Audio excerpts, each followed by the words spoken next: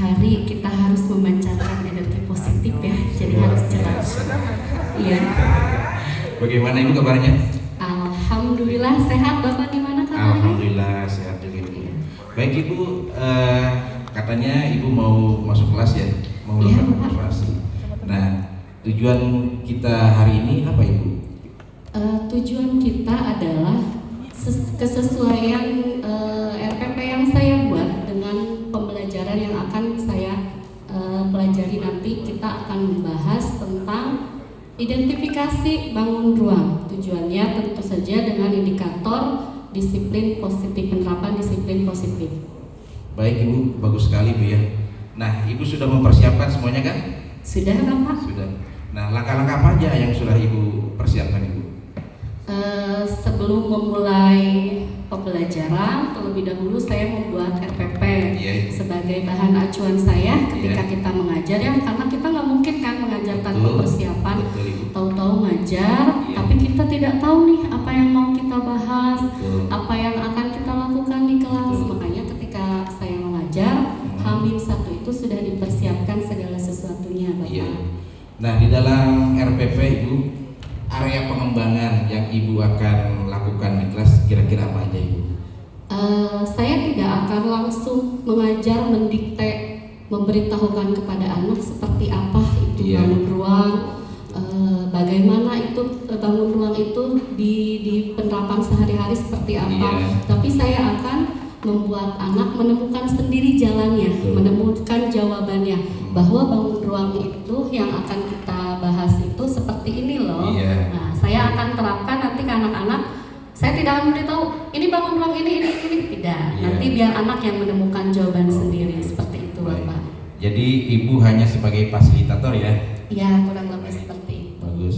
Nah, strateginya Ibu, kira-kira strategi yang akan Ibu terapkan supaya nanti ketika Ibu mengajar di kelas tujuan pembelajarannya tercapai, apa strateginya? Si anak mampu untuk mengidentifikasi bangun ruang di lingkungan sekitar. Jadi menemukan jawabannya yang ada di lingkungan sekitar. Tidak mencari, kita fokus ke lingkungan sekitar, mencari bangun ruangnya itu sendiri strateginya. Jadi anak tidak monoton belajar itu melalui modul saja. Betul, luar biasa sekali Ibu ya, bisa in class dan out class gitu ya. Iya, betul, Bapak. Sedangkan kan anak kebutuhan belajarnya ada visual ya, betul. Ada audio juga ya, ada audio visual dan ada kinestetik Ibu ya. Iya, jadi Bapak, agar semuanya terpenuhi kebutuhan murid itu Bu ya. Ya. Baik Ibu, bagus sekali. Nah selanjutnya Ibu, model pembelajaran yang akan Ibu terapkan bagaimana? Ya.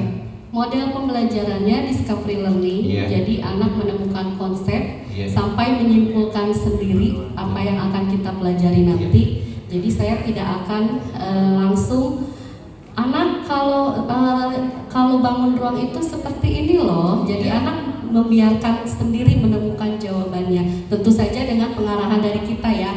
Karena takutnya ketika kita terus membiarkan anak sendiri akan terjadi miskonsepsi terhadap pembelajaran itu sendiri. Seperti itu Bapak.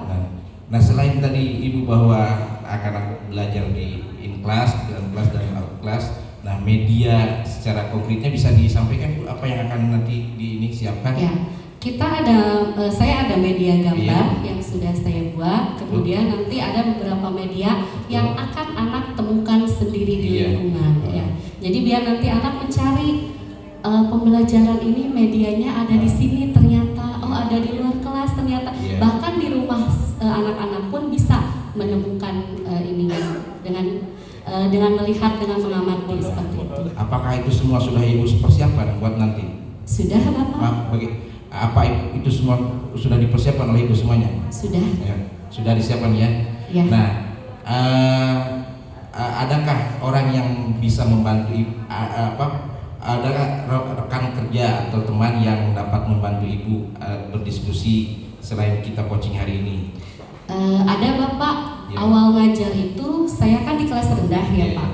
Kemudian beberapa tahun karena kelas tingginya itu mutasi, saya di kelas tinggi. Otomatis saya harus memperbaharui, mengupdate ilmu saya dong. Ketika saya di kelas rendah, saya hanya bisa menguasai kelas dengan materi yang sederhana ya dibanding dengan kelas tinggi. Nah, saya ada satu orang guru sejawat, ya, guru teman sejawat saya yang selalu saya mintai diskusi. Iya. Pak, kalau ini seperti apa, ini seperti apa? Namanya ada Pak Nan, guru senior saya.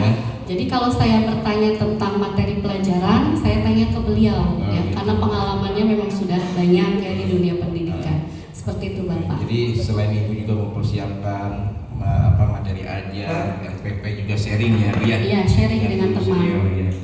Nah, baik Ibu sudah bagus sekali, semuanya sudah lengkap. Iya, Bapak, terima kasih. Nah, harapannya Ibu, harapannya ketika Ibu nanti mengajar, bagaimana Ibu? Harapan saya ketika mengajar, si anak itu tidak selalu mendapatkan ilmu dari saya, ya. Ilmu itu kan luas ya, Pak ya. Jadi ilmu itu tidak hanya dari satu figur guru, dari lingkungan, dari modul, dari televisi, dari internet banyak. Jadi saya ingin menerapkan ke anak itu, ilmu itu tidak hanya didapat dari satu sumber saja. Ya, jadi ketika anak sudah bisa sudah bisa menemukan konsep, dia bisa mencari ilmu sendiri. Bahkan di lingkungan luar sekolah pun anak bisa menemukan ilmu itu. Baik Ibu, rupanya percakapan kita kali ini sudah cukup karena dibatasi juga waktu. Selamat nanti Ibu melaksanakan mengajar di kelas observasi, dan saya juga akan mengamati Ibu. Dan semoga sukses dan berhasil. Terima kasih. Terima kasih, Bapak. Assalamualaikum warahmatullahi wabarakatuh. Waalaikumsalam warahmatullahi wabarakatuh.